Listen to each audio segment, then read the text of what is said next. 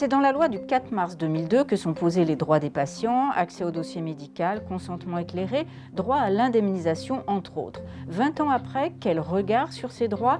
Ainsi, toute personne a le droit d'être informée sur son état de santé, de recevoir des informations claires et appropriées, de disposer de son dossier médical, de désigner une personne de confiance. Alors, ce qui est important dans l'information en cancérologie qu'on peut donner auprès de nos patients, elle se décline en plusieurs temps pour établir le plan de traitement. C'est ce qui avait été noté dans le plan cancer, qui a été établi quelques années après la loi Kouchner, qui a mis en valeur ce côté de dispositif qu'on appelait dispositif d'annonce pour que on fasse extrêmement attention à cette notion d'information du patient et dans cette information qu'elle soit à la fois ce qu'on appelle claire, loyale, adaptée et compréhensible.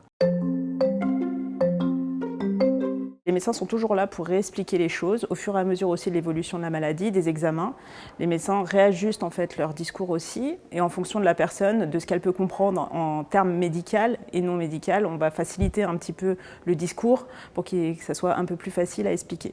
Mais l'information est toujours donnée puisqu'il faut absolument le consentement du patient pour faire les soins.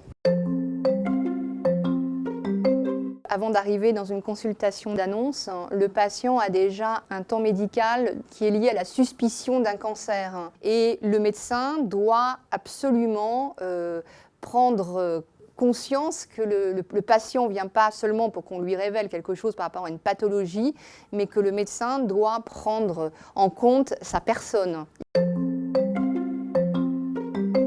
Notre devoir est d'informer, mais lui donner le plus d'informations possible et que ce soit compris, de façon à ce que le patient puisse faire ce choix éclairé. Et dans ce choix éclairé, ce n'est pas forcément un choix qui serait le choix que le médecin aurait proposé, par exemple. On peut être amené à proposer différentes possibilités.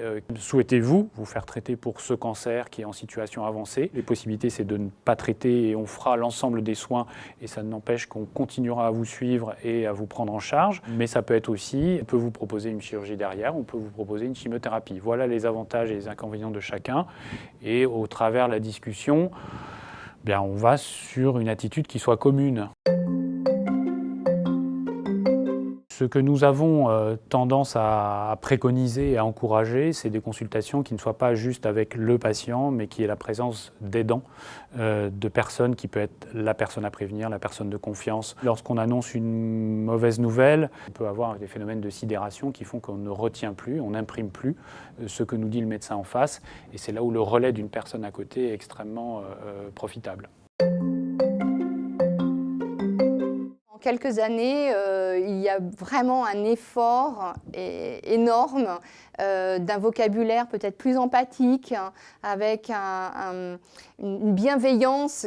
Après, la rapidité des rendez-vous, un patient qui a peur d'arriver en retard, un médecin qui est dérangé pendant une consultation d'annonce aussi. Parfois, ce temps peut être différent. Et il y a des patients qui aujourd'hui se plaignent énormément encore que les temps d'annonce soient trop courts. Le temps n'est pas le même pour le patient. Le patient, on dit qu'il est impatient, mais je crois que c'est surtout la communication qui est attendue par les patients de plus en plus.